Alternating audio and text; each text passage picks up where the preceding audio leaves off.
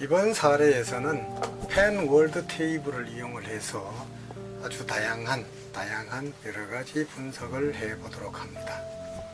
자, 우선 파일, 워킹 디렉토리,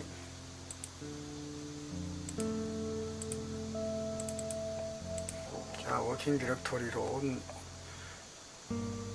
지정해 준 다음에 이 파일을 불러와서 우선 펜 월드 테이블 자료를 불러오고, 이 불러온 자료 가운데에서 컨트리 코드라는 캐릭터 변수를 컨트리 코드 n이라고 하는 숫자 변수로 바꾸어주고, 이 숫자 변수를 이용을 해서 패널 자료임을 인식시킵니다. 그 다음에 60년부터 2014년까지 RGDPE, BOP, EMP라는 자료 가운데 미싱이 있는 자료는 전부 제외해서 균형 패널 자료를 만들어 하는 소리입니다.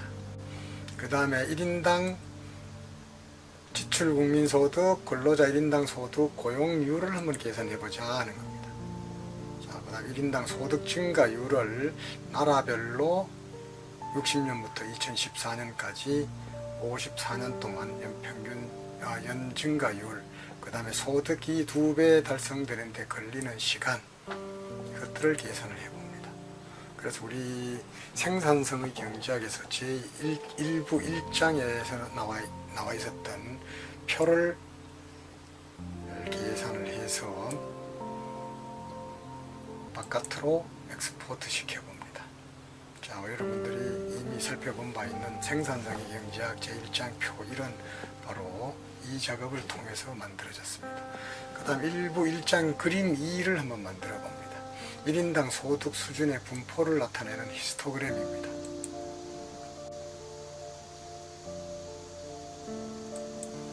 자, 그 다음에는 1부 제1장 그립 3번 평균 경제 성장률의 분포입니다. 자, 그 다음에는 1부 1장 그림 10 소득 증가율과 무역의 관계를 살펴보는 그래프입니다.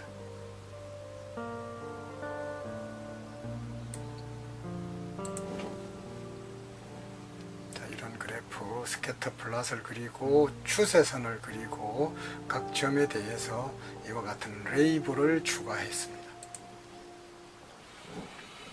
그 다음에는 제1부 2장의 그림 4, 5, 6을 한번 그려봅니다.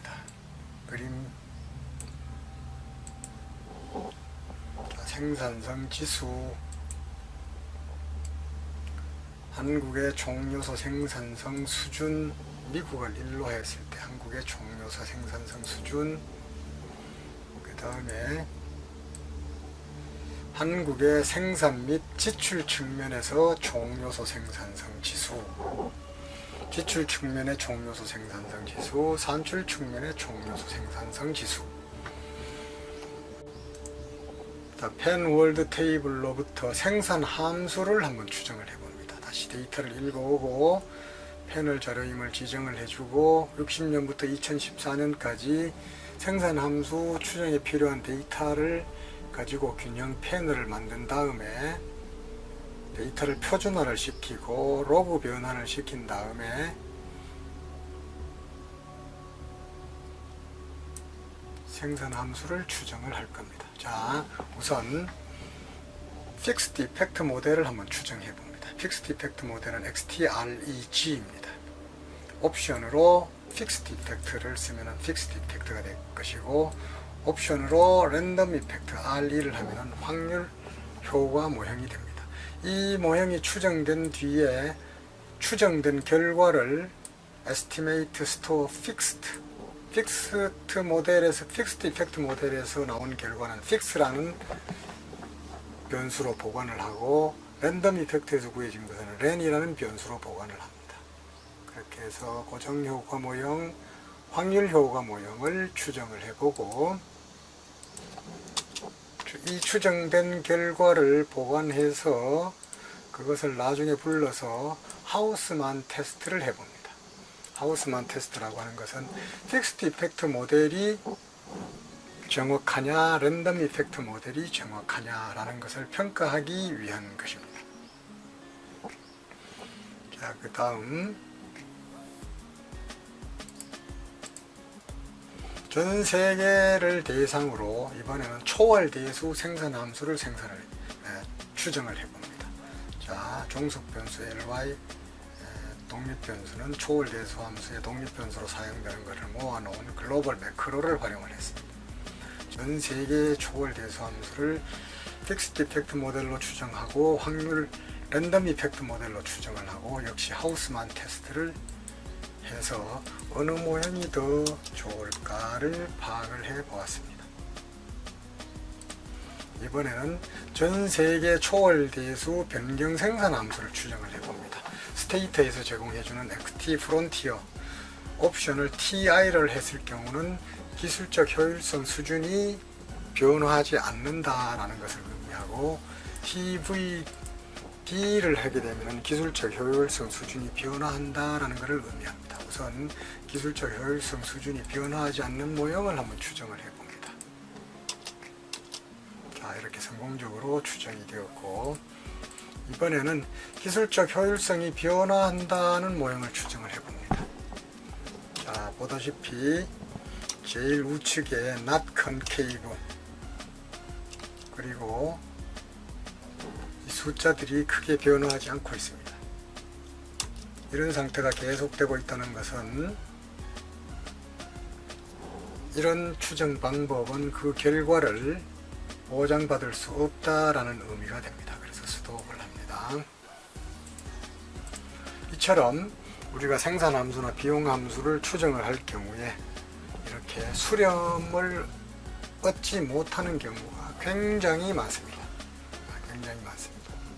자, 이런 상황에 자주 직면해서 그 해법을 찾는 과정에서 여러분들의 분석 능력이 발전하게 됩니다. 자, 똑같은 모형을 다른 추정 방법을 이용을 해서 추정을 해봅니다. 바세티 코엘리의 95년도의 방법, 명령어는 벨로티라는 사람이 개발한 걸 이용을 해서 추정을 하고 기술적 효율성을 구하고 그 다음에 기술적 효율성의 분포를 한번 봅니다. 그때 이 기술적 효율성은 잔드로우 추정치를 가지고 살펴봅니다. 자, 잔드로우의 에러텀의 분포는 이렇게 나온다. 이번에는 바세티 코엘리의 기술적 효율성의 분포를 도표로 한번 살펴봅니다. 이번에는 전 세계를 대상으로 초월 대수 변경 생산 함수를 추정한 후에 총 요소 생산성의 구성 요인들을 한번 계산을 해봅니다. 같은 방법으로 모델을 추정을 하고 기술적 효율성을 추정을 하고 기술적 효율성의 변화율, 산출 탄력성, 기술 변화, 규모의 경제에서 산출 탄력성이 차지하는 비중, 생산 요소 투입의 증가율, 규모의 경제 지표, 그리고 총 요소 생산성 지수, 이것들을 계산을 하고 이들 지표들의 단순 기술 통계량을 계산을 해봅니다. 자, 방금 구한 방법에 의해서 총 요소 생산성 증가율, 규모의 경제 효과, 기술 변화, 기술적 효율성 변화 지표가 계산이 되었습니다. 그 다음에는 이번에는 나라별로 생산 함수를 한번 추정을 해보자. 이럴 경우는 우리 지금까지 사용되던 데이터셋을 그대로 두고 이 데이터셋을 다른 데이터셋으로 잠깐 세이브를 한 뒤에 이 데이터를 37개 나라가 있으니까 1부터 37개 나라에 대해서 곱 다글라스 생산함수도 추정을 해보고 초월 대수 생산함수도 추정을 해봅니다. 자, 37개 나라 다 추정을 하고 나면은 이 데이터는 지워버리도록 합니다. 자, 37개 나라의 생산함수가 순식간에 추정이 되었습니다. 자, 이번에는 펜월드 테이블을 이용을 해서 생산성의 경제학에서 굉장히 중요한 연구 주제가 되고 있는 소득 수준이나 생산성 수준에 있어서의 수렴화 여부를 분석하는 사례를 살펴보고자 합니다. 펜월드 테이블을 불러오고 필요한 변수들이라고 하는 것은 1인당 소득 수준, 휴먼 캐피탈, 인적 자본 수준, 그 다음에 생산성 수준이 되겠습니다. 나라별, 그 다음에 연도별, 1인당 소득 수준, 인적 자본, 총 요소 생산성 수준의 자료를 준비를 해서 여기에서는 1인당 소득 수준의 수렴화 여부를 테스트를 해봅니다. 이 방법은 이미 여러분들이 다른 자료에서 살펴보았기 때문에 전체를 한꺼번에 런을 해봅니다.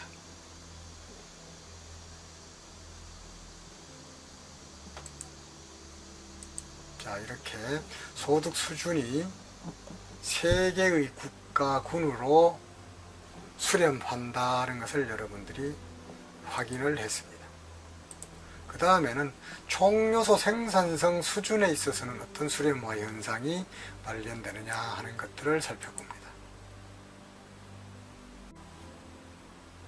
이것은 추가적인 분석이 필요 없기 때문에 이런 에러 메시지가 나왔었는데, 무슨 소리냐면은 이 생산성 수준에서는 2개의 그룹으로 이렇게 수렴화가 일어나고 있다. 그런데 2개의 수렴화 그룹을 하나의 그룹으로 묶어서 하나의 그룹으로 수렴화가 일어나는지 아닌지를 체크를 해보는 과정에서 그럴 필요가 없기 때문에 이런 에러 메시지가 나왔습니다. 자, 이번에는 세계 인적 자본 수준에 있어서 수렴화가 과연 일어나는지 어떤지를 한번 살펴봅니다.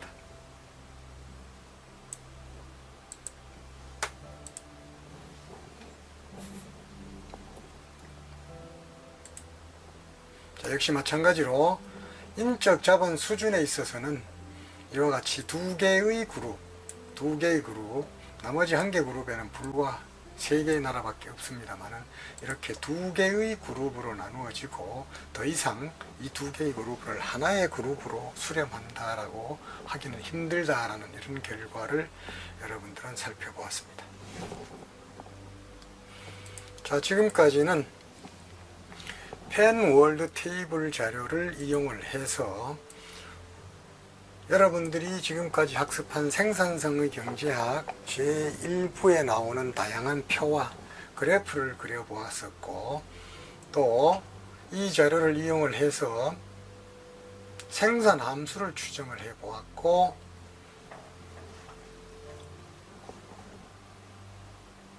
그 다음에 변경 생산 함수 추정을 통해서 총요소 생산성과 총요소 생산성의 구성 요인들을 추정을 해 보았습니다.